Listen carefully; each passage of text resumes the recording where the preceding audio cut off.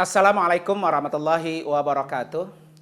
Alhamdulillah, alhamdulillahilladzi hadana ilal imani wal islam wa khassana bi syari'ati sayyidina Muhammadin khairil anam. Asyhadu an la ilaha illallah wahdahu la syarikalah wa asyhadu anna sayyidana wa nabiyyana Muhammadan abduhu wa rasuluhu la nabiyya ba'dah. Allahumma fasalli wa sallim wa barik ala sayyidina Muhammadin wa ala alihi wa ashabihi ila yaumiz ziham. Amma ba'du.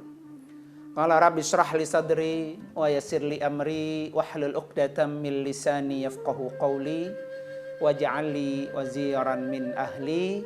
Subhanaka la ilma lana illa ma 'allamtana innaka antal alimul hakim. Shadaqallahul azim. Para pemirsa yang dirahmati oleh Allah Subhanahu wa Ta'ala, setiap kali badan kita terasa sakit, pasti yang pertama kali terlintas di pikiran kita adalah mencari obat penyakit itu, biar rasa sakitnya itu cepat redah dari badan kita. Begitu juga seharusnya setiap kali kita melakukan dosa, yang harus terfikirkan di kepala kita adalah bagaimana setiap kali satu dosa yang kita lakukan itu bisa kita hapus. Istighfar adalah penghapus dosa. Semakin sering kita beristighfar, maka semakin banyak dosa kita yang akan terhapus. Karena istighfar adalah obat penghapus segala dosa. Istighfar juga yang akan bisa memberikan solusi, memberikan jalan keluar ketika kita mendapatkan kesulitan-kesulitan.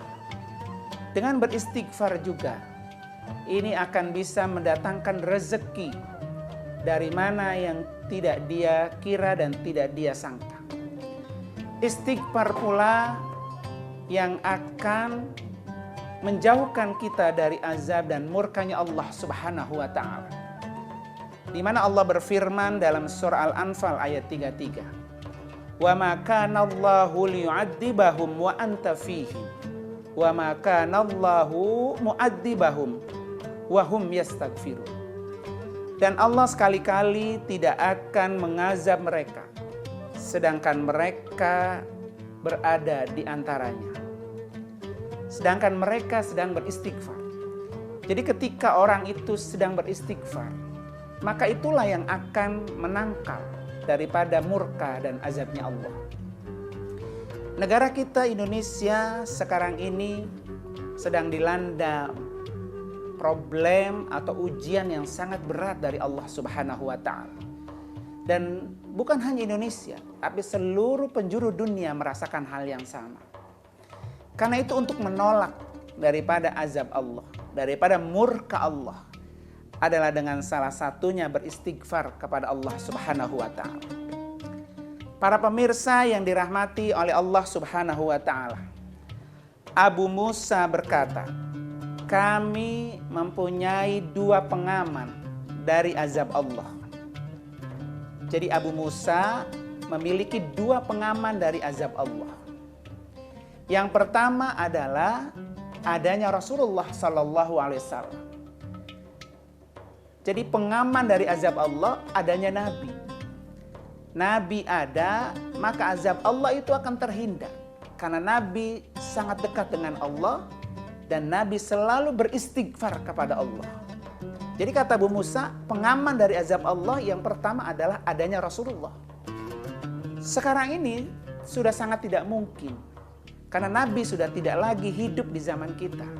Nabi sudah tidak lagi ada di antara kita.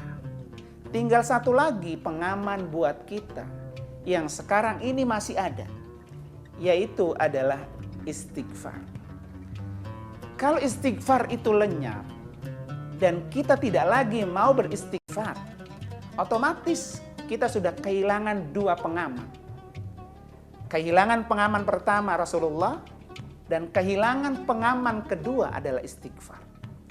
Jadi kalau kita ingin hidupnya aman, hidupnya tentram, terbebas dari segala wabah dan penyakit, maka tentulah banyak-banyak beristighfar. Karena Allah sudah janji tadi dalam surah Al-Anfal ini ayat 33 bahwa Allah tidak akan mengazab, sekali-kali Allah tidak akan mengazab kepada hambanya selama hambanya itu selalu beristighfar. Karena itu para pemirsa yang dirahmati oleh Allah Subhanahu wa taala, biasakanlah selalu kita beristighfar kepada Allah Subhanahu wa taala, sehingga kita termasuk orang-orang yang diberi rasa aman.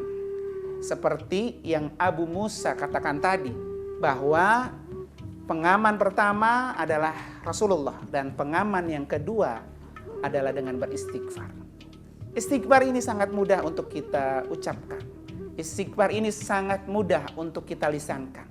Dan istighfar ini bisa dilakukan kapan saja dan di mana saja. Dan ini bisa kita baca setiap saat. Karena istighfar ini adalah penghapus, pengobat daripada dosa-dosa yang kita punya.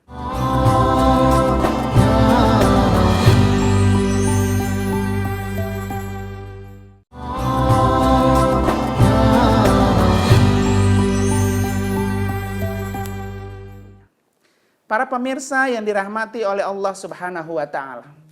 Karena itu Rasulullah sallallahu alaihi wasallam adalah orang yang selalu beristighfar dan beliau tidak pernah berhenti beristighfar. Setiap hari Rasulullah itu bertaubat dan beristighfar minimal 100 kali. Rasulullah melakukan istighfar minimal 100 kali. Dalam satu riwayat disebutkan Rasulullah itu beristighfar sebanyak 70 kali. Setiap harinya Rasulullah itu lakukan beristighfar minimal sehari 70 kali. Padahal Rasulullah Shallallahu Alaihi Wasallam adalah orang yang maksum, orang yang tidak pernah melakukan dosa, orang yang tidak pernah berbuat kesalahan. Tapi rasa terima kasih Rasulullah kepada Allah Subhanahu wa taala adalah dengan selalu beristighfar kepada Allah Subhanahu wa taala. Karena itu dalam hadisnya disebutkan Rasulullah mengatakan tubu ilallah. Bertaubatlah kamu kepada Allah. Fa inni atubu fil yaumi ilaihi mi'ata marrah. Bertaubatlah kamu kepada Allah karena sesungguhnya aku dalam sehari itu bertaubat dan beristighfar kepada Allah 100 kali. Rasulullah saja orang yang maksum, orang yang tidak pernah melakukan kesalahan dan dosa. Tetapi Rasulullah selalu beristighfar setiap hari 100 kali. Bagaimana dengan kita sebagai manusia biasa, orang yang selalu melakukan dosa? Di mana juga kata hadis Rasulullah, kullu bani Adam khata'un, bahwa setiap manusia itu pasti punya dosa. Wa khairul khata'ina at-tawwabun. Dan sepaling baik manusia yang punya dosa adalah orang yang bertaubat. Nah, bertaubat inilah adalah penghapus dan obat daripada kesalahan dan dosa. Karena itu ada namanya sholat sunat taubat. Lakukan sholat sunat taubat sehari sekali. Atau minimal 1 minggu sekali. Sehingga kita bisa menghapus setiap hari dosa kita hapus dengan kita melakukan istighfar dan bertaubat ini. Bisa kita bayangkan seandainya dosa itu seperti penyakit. Pusingkah kepala kita, pegal-pegalkah badan kita, atau yang lain-lainnya, maka pasti kita akan merasakan betapa tidak enaknya badan kita ketika sakit. Harusnya kita berpikir ketika dosa itu sama dengan rasa penyakit, maka akan merasa tidak nyaman, tidak enak ketika kita dilumuri oleh dengan dosa-dosa kita. Nah, untuk menghilangkan rasa sakit itu, menghilangkan rasa nyeri itu, segera minum obat.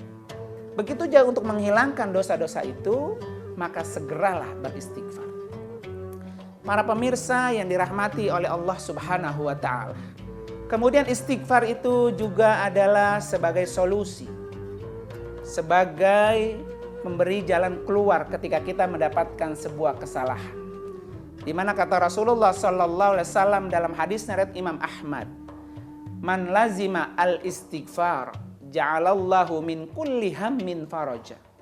Siapa orang yang membiasakan beristighfar, maka orang itu akan diberikan jalan keluar dari segala kesulitannya. Wa min kulli dhaiqin makhraja. Dan orang itu juga akan diberikan jalan keluar dalam kesempitannya ketika dia beristighfar.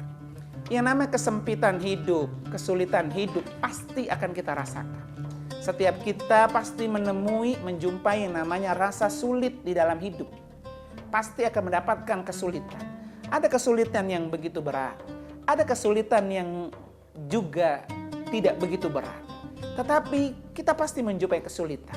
Nah, kesulitan-kesulitan ini akan kita hindari atau tidak kita dapatkan. Dan ketika pun kita mendapatkan kesulitan itu, Allah berikan jalan keluarnya. Maka kuncinya adalah perbanyaklah beristighfar. Kemudian istighfar juga di samping dia memberikan jalan keluar segala macam problematika kita. Ternyata istighfar itu juga memberikan rezeki yang tidak pernah kita duga. Dari mana rezeki itu akan datang? Dia akan diberikan kepada orang-orang yang sering beristighfar. Para pemirsa yang dirahmati oleh Allah Subhanahu wa Ta'ala. Karena itu mari sama-sama kita selalu beristighfar. Terutama melihat kondisi negara kita, kampung kita, kehidupan kita. Yang tahu kita susah, kita sulit, kita menderita, atau kita dalam keadaan yang tidak mengenakan.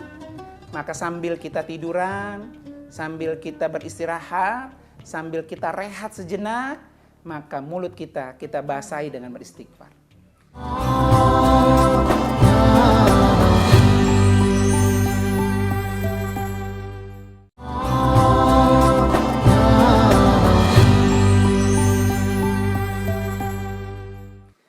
Para pemirsa yang dirahmati oleh Allah Subhanahu wa Ta'ala.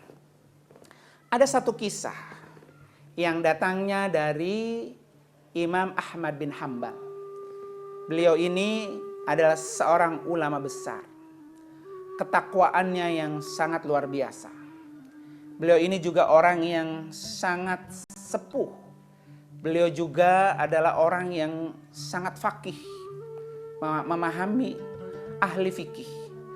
Suatu saat beliau mampir ke satu masjid dan ingin sekali beliau untuk melakukan istirahat. Tetapi ketika beliau sampai di masjid itu, kemudian beliau beristirahat. Karena memang fisiknya sudah lemah, kondisinya juga sudah sepuh, dan tidak tahu kenapa beliau ingin sekali untuk beristirahat di masjid itu. Kemudian tiba-tiba datanglah petugas masjid atau merbot masjid itu menghampiri Syekh Al-Imam Ahmad bin Hanbal. Di mana kata merbot itu, "Wahai orang tua, ini adalah masjid. Masjid ini adalah rumah Allah.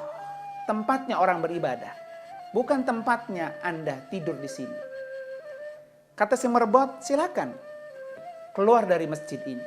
Karena masjid ini bukan untuk peristirahatan. Masjid ini adalah untuk beribadah." Akhirnya Imam Ahmad bin Hanbal memohon kepada merbot tadi, "Berikan saya waktu untuk beristirahat. Berikan saya waktu untuk saya tidur. Meskipun saya tidur di tempat di mana saya berdiri ini. Sebentar saja." Tidak diizinkan oleh merbot itu. Akhirnya Imam Ahmad bin Hanbal keluar dari masjid. Karena dia bingung mau kemana. Sampai di beranda masjid, dia duduk lagi dan sambil beristirahat. Kemudian si merbot itu melihat lagi. Dalam hati si merbot, ini rupanya orang tua ini masih tidak mengerti kalau dikasih tahu bahwa ini masjid bukan tempat peristirahatan. Dihampirinya lagi.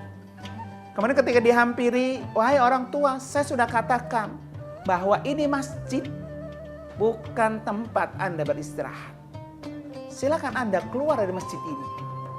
Melihat Imam Ahmad bin Hanbal diperlakukan seperti itu oleh si penjaga masjid. Di depan masjid tepat sekali ada tukang penjual roti. Si tukang penjual roti ini melihat bahwa orang tua diperlakukan seperti itu oleh penjaga masjid. Akhirnya dihampirilah Imam Ahmad bin Hanbal ini oleh tukang roti tadi. Kata tukang roti, "Wahai orang tua, silahkan istirahat di rumah kami. Kebetulan rumah kami ada tempat yang kosong buat orang tua beristirahat." Akhirnya diajaklah itu Imam Ahmad bin Hambal ke rumah tukang roti. Sesampainya di rumah tukang roti, Imam Ahmad bin Hambal memberikan tempat untuk istirahat Imam Ahmad bin Hambal.